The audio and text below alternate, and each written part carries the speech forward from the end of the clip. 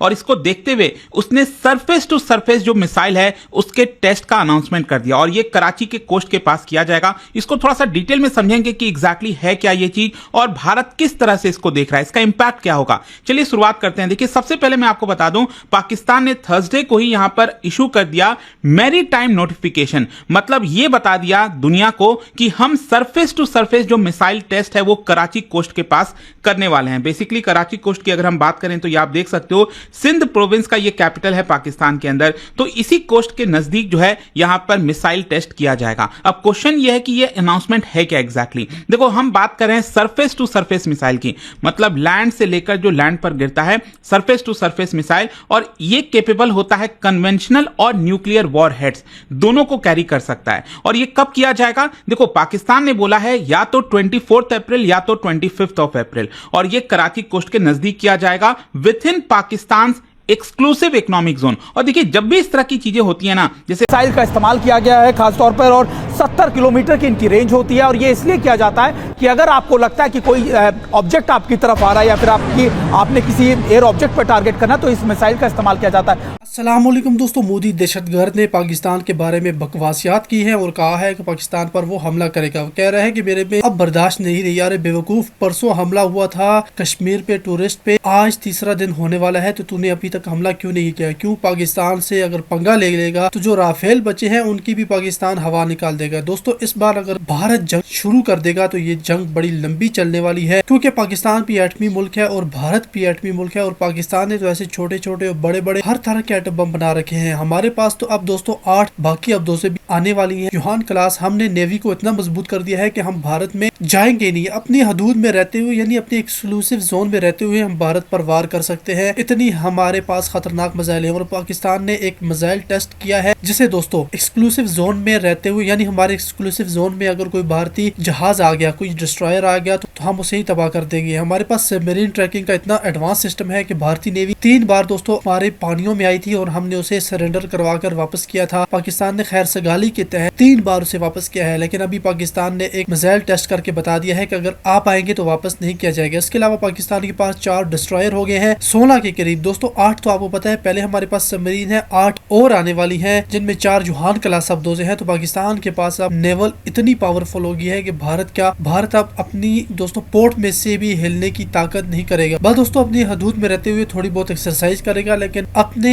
हदूद से निकलकर बाहर आकर पाकिस्तान पर भौंकने की ताकत नहीं रखेगा। दूसरी बात यह कि दोस्तों अब ये खबर निकलकर सामने आ रही है कि बिहार का इलेक्शन, अब देखिए कि लिंक कैसे बन रहा है। आज मोदी गया है बिहार और बिहार की तकरीर कर रहा था। पहले उसने बाकी सारे मसले बयान किए और आखिर में जाकर उसने फिर कश्मीर का बयान किया। यानी ये बिल्कुल सामने है कि इलेक्शन के लिए ये बंदे मरवाए गए हैं। और भारतीय बेवकूफ दोस्तों, जिनके दिमाग घुटने भी नहीं होते, छुआड़े में होते हैं, वो ये नहीं समझ पाएंगे क्योंकि वो हिंदू हैं और उनके दिमागों में गोबर होता है और दिमाग किसी और जगह पर होता है, तो वो ये समझ नहीं पाएंगे कि ये मोदी उनके साथ कर क्या रहा है। दोस्तों परसों उसने बंदे मरवाए, आज उसने इलेक्शन कैंपेन बिहार शुरू की है। उसने इलेक्शन कैंपेन में ही जाकर पाकिस्तान को धमकी दी और अपने वोटर्स को कहा कि मुझे वोट दीजिए। लेकिन बेवकूफ लोग कब दोस्तों सुधरेंगे, ये आप हमें कमेंट सेक्शन में जरूर बताइएगा। तो किस तरीके से फिलहाल इस संदेश की शुरुआत हो चुकी है?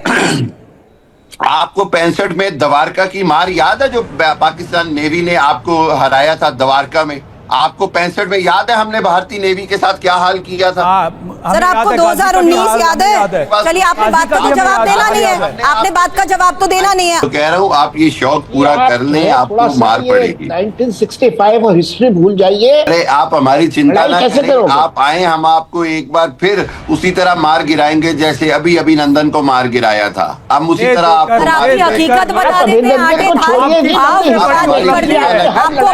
भारत भी मान लो अगर इस तरह का कोई मिसाइल टेस्ट करने वाला है तो यहां पर 2 हमें नोटिस जारी करने होते हैं। एक होता है नोटमार और दूसरा होता है नोटम। बेसिकली जो मरीनर्स होते हैं उनके लिए नोटिस जारी किया जाता है और जो एयरमैन होते हैं उनके लिए नोटिस जारी किया जाता है, ताकि इस रास्ते में अगर कोई भी आए तो यहां पर उनको पहले ही पता हो कि इस तरह का मिसाइल टेस्ट किया जाना है। तो ये आप देख सकते हो, जैसे कि फॉर एग्जांपल अगर हम पाकिस्तान की बात करें तो कराची के पास इस तरह का यहां पर आपको देखने को मिल सकता है। मतलब पूरा का पूरा इलाका है मेरीन, मतलब समुद्र में और साथ ही साथ एयर में, तो वो एक प्रकार से पहले ही नोटिफाई हो जाता है कि यहां पर किसी प्रकार का मिसाइल टेस्ट किया जाएगा। अब क्वेश्चन यहां पर यही आता है कि आखिरकार इसका स्ट्रैटेजिक और पॉलिटिकल मैसेजिंग क्या है, क्योंकि देखो अगर ये इस तरह का मिसाइल टेस्ट का अनाउंसमेंट मान लो पाकिस्तान ने 4-5 दिन पहले किया होता तो शायद किसी को शक नहीं होता, लेकिन कल क्या है यहां पर जिस तरह से भारत ने डिप्लोमेटिक अटैक किया है पाकिस्तान पर, इसको देखते हुए पाकिस्तान ने तुरंत बेसिस पर डिसाइड किया कि वो मिसाइल टेस्ट करेगा। तो इसके पीछे का मैसेजिंग आपको समझना है। सबसे पहला यहां पर पाकिस्तान एक प्रकार से डेमोन्स्ट्रेट कर रहा है डेटरेंस पोस्चर, मतलब पाकिस्तान दिखाने की कोशिश कर रहा है कि इस समय इंडिया पाकिस्तान में जो टेंशन बढ़ रही है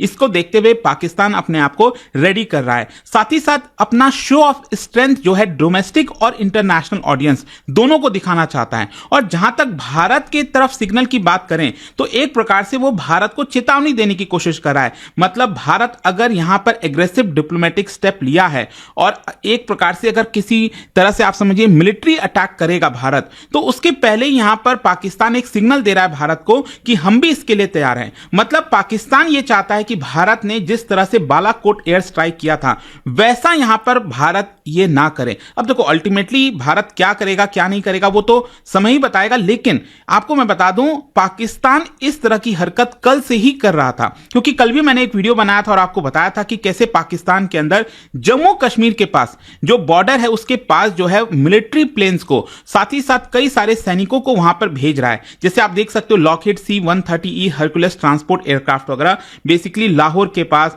इस्लामाबाद, रावलपिंडी जो के पास जो एयर बेसेस हैं वहां पर सदर्न साइड से नीचे की तरफ से जो फाइटर जेट्स हैं उनको ऊपर की तरफ भेजे जा रहे हैं, जम्मू कश्मीर बॉर्डर के पास भेजे जा रहे हैं और बहुत ज्यादा जो सैनिकों की तैनाती है वो भी वहां पर करने की कोशिश की जा रही है। तो एक प्रकार से सिग्नलिंग यही है पाकिस्तान की तरफ से कि देखिए हम अपने आप को प्रिपेयर कर रहे हैं, क्योंकि पाकिस्तान ने ये चीज देखा हुआ है कि जिस तरह से उरी वाला अटैक हुआ तो उसके बाद हमने यहां पर स्ट्राइक किया था, फिर जो पुलवामा वाला हमला हुआ था उसके बाद हमने बालाकोट एयर स्ट्राइक किया था। तो पाकिस्तान को लग रहा है कि शायद क्या भारत इसी तरह के कोई कदम लेगा। अब अल्टीमेटली भारत ही जाने और अजीत डोवल साहब जानेंगे, अमित शाह जी जानेंगे कि एग्जैक्टली हम क्या कदम लेने वाले हैं। लेकिन यहां पर आपको एक और चीज समझना है कि पाकिस्तान एक प्रकार से इंटरनेशनल जो प्रेशर है उससे डाइवर्ट कर रहा है अपने आप को, मतलब अपने डोमेस्टिक ऑडियंस के ऊपर जो प्रेशर आ रहा है उससे डाइवर्ट करना चाहता है। क्योंकि अभी अगर आप देखोगे जिस तरह से अलग अलग देशों ने खंडन किया इस पूरे अटैक का और पाकिस्तान के ऊपर प्रेशर बनाया है,